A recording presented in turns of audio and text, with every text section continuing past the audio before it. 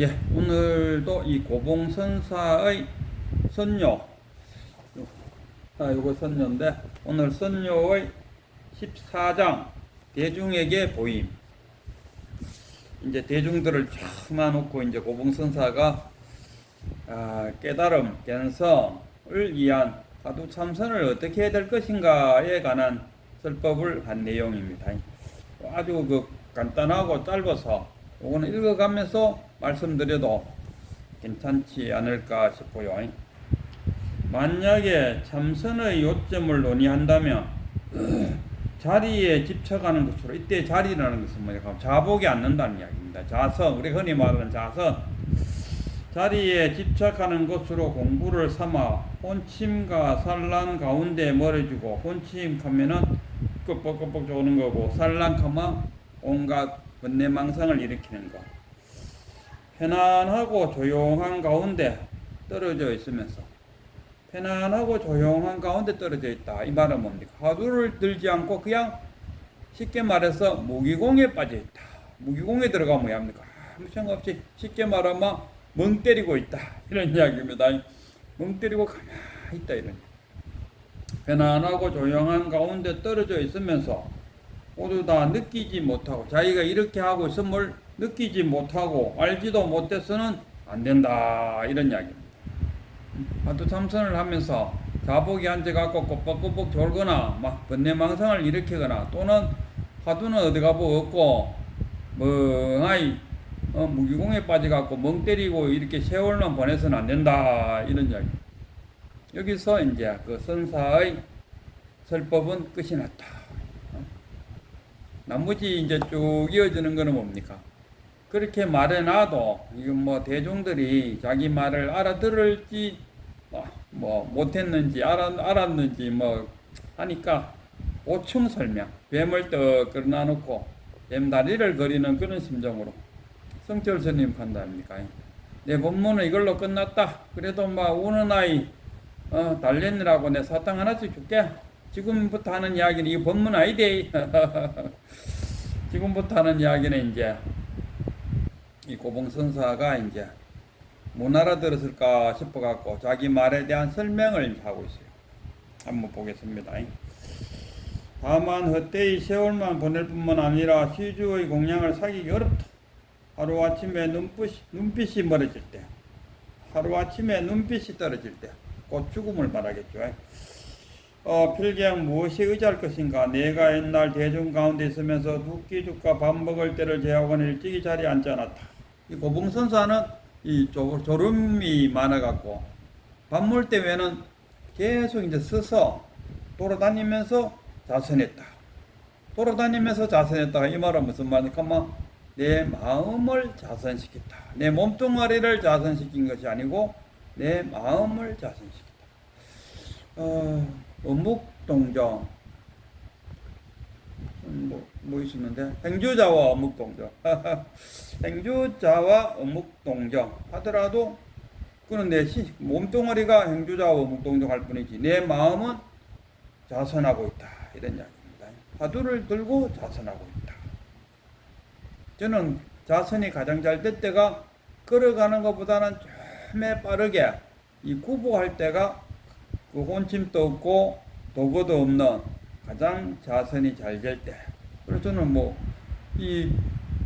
어느 유튜브에 어느 그 스님들의 그 법문을 들으려고 침대에 누워서 들으면 거의 한 30분 안에 잠이 오고 그래갖고 이 핸드폰을 거기다가 시발을 귀에 꽂고 이 구보하면서 들으면은 혼침도 없고 도구도 없고 가장 그 법문을 듣는 데는 저한테는 가장 좋은 그런 더라고요. 뭐 사람마다 다 같지는 않겠지만요.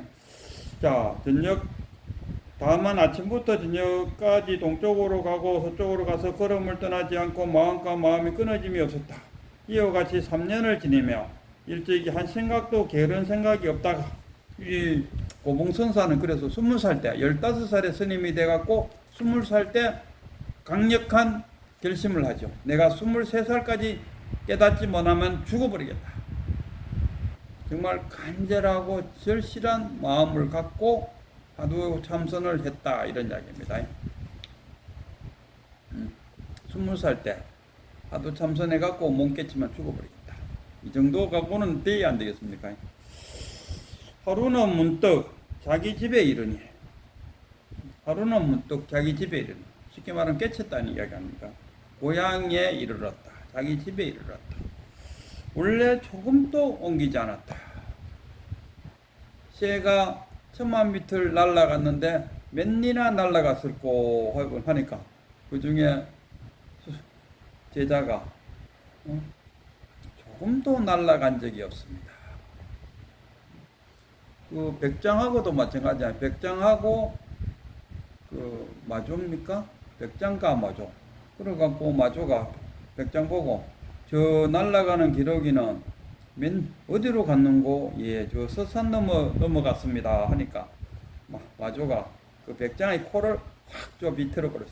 그러니까 아야야야 하더니 뭐 그래갖고 밤새도록 그 백장이 왜 스승이 자기 코를 비틀었을까 고민하다가 아침이 떡 되니까 마조 스님을 찾아가서 이제 말하죠.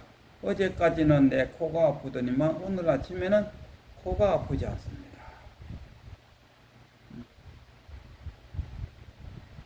깨치고 보면은 그 자리라. 뭐 어디 가고 오고 없어요. 여의하다는 말이 그 말은. 혼침도고와 희로애락이 곧 이 진여불성이며 지혜 해탈이지만은 다만 이 사람을 만나지 못한 연으로 혼침도고와 희로애락이 곧 이 진여불성이며 지혜 해탈이지만 이게 뭡니까? 부처 속에 부처기 안 나고 중생 속에 부처 난다 아닙니까?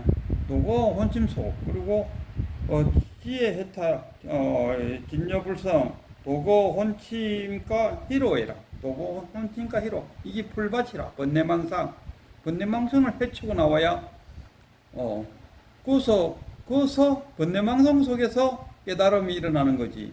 그 공부 재료를 멀리하고 나는 그 번뇌망상이 안 일어나면 참 좋겠다. 뭐 이렇게 말하는 번뇌망상이 안 일어나면 어떻게 됩니까? 벌써 그대가 도인이 되어버린 거라.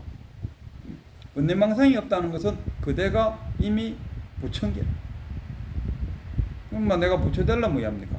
도고 혼침과 번뇌망상 속에서 내가 부처가 되어야 된다. 이런 이야기입니다.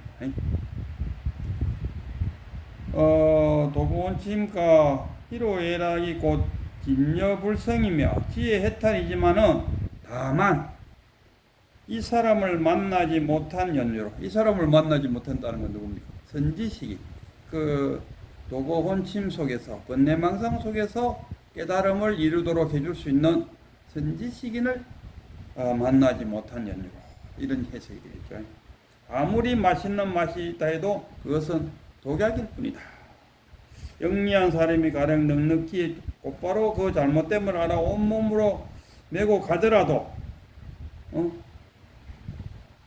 영리한 사람이 가령 넉넉히 곧바로 그 잘못됨을 알아 온몸으로 메고 가더라도 다만 좋게 아침에 3000대를 때리고 저녁에 800대를 때릴 것이 이 무슨 까닭입니까?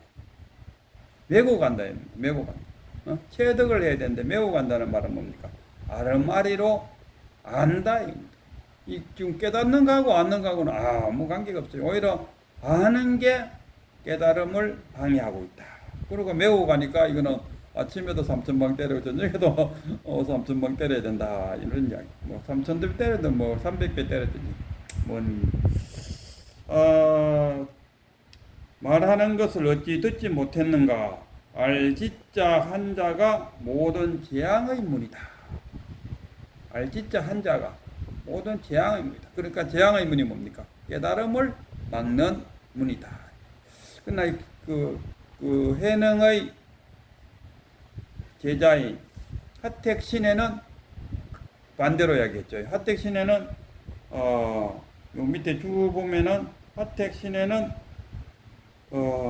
알지자 한자가 오묘함의 문이다. 오묘함의 문이다. 근데 하택신에는 그 해능으로부터 니는